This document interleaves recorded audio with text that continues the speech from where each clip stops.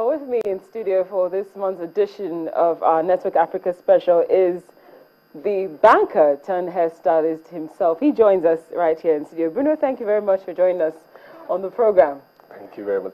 Thank you for inviting me. Yes, we're glad to have you. Now, you made this transition. Right now, we're looking at you. It seems like it was an easy step. But I have to pay attention to the 4 years that you spent training. How did you cope during that time? Well, it was funny, you know, because at that time I was an assistant manager in the bank. Okay. You know, you can imagine things were, how will I put it, things were okay. Then in the middle of the night, I'll put a mannequin between my legs. I'll be learning how to weave, you know. That was the time my wife thought I was crazy.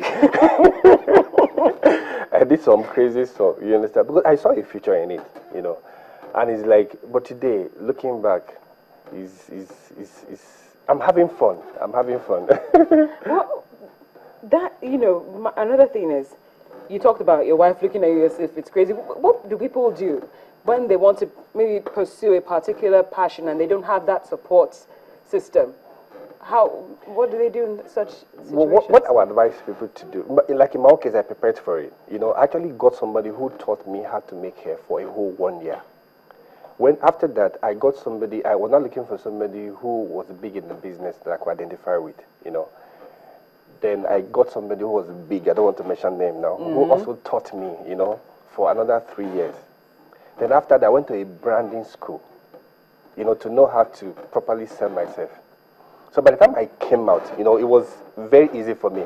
It's like you have a cup of water, you know, and you are pouring water on it. By the time the water is, by the time it's full, it will overflow. That was the time I was actually praying that they should sack me so that I can use the book. Okay, now, what about, you know, now that we saw the percentage of people who are not satisfied with their jobs. What about people who want to venture into being entrepreneurs but love what they do? Okay. Like me, I love what I do, but looking at you, I kind of want to be like you, but how do I strike that balance?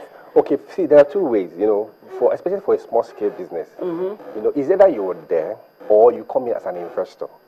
If you are coming as an investor, you just provide like a platform for people to express themselves.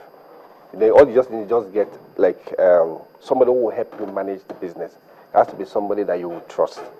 So you can invest your money. You don't have to be there, but if you want to pull out from the job, all you need to do is to be there. Okay. And it's to be there. You have to, you know, you have to be there. Now, finally, Bruno, even though I'm still going to keep you in studio, that first step is the most crucial and the most difficult. Saying, okay, I'm going to become an entrepreneur. How do you take that first step? First step, what you need to do, you know, you have to, you know, have a story. You know, but like I always tell people, whatever stage you are in life is a process of, whether good or bad, is a process of cooking up a story for you. Because people actually buy story. You know, most brands, they tell story. You know, you have to have a story. Your story is it's a door opener. It opens the door for you. You know, there is something that comes out of your experiences, your value, your convictions in life. Once you have a story, then the question is how do you now package your story into a product or a service? Then the second stage that you have to go through, something that you also need to know is that you have to have a purpose. You know, what do you want to use your story to achieve? What do you want to do? Like I always tell people, there's only one purpose: giving glory to God, and secondly, adding value to people. Because people actually pay for value. True. Then the third one, you have to look for the right platform. Platform takes you faster than skills. Once you have the right platform, you discover you will run very fast. Like Keja City Mall was a big platform for me. Before I came to Keja City Mall, I was doing salon around the town, but it was not moving as, you know, until I discovered there was no salon in the mall. And this is the first salon in the mall. Then the third one is you have to be passionate about what you're doing. You know, passionate means that you have to get to a stage that people will even think that you're drunk. You know what I'm getting quote. You know, you have to be passionate. Let people see it, you know, and all that. And once you have these four things, man, you're good to go. Well, I would have said thank you for joining us, but I'm going to have to ask you to stay with us. Just after this, we'll come back to Bruno in a moment.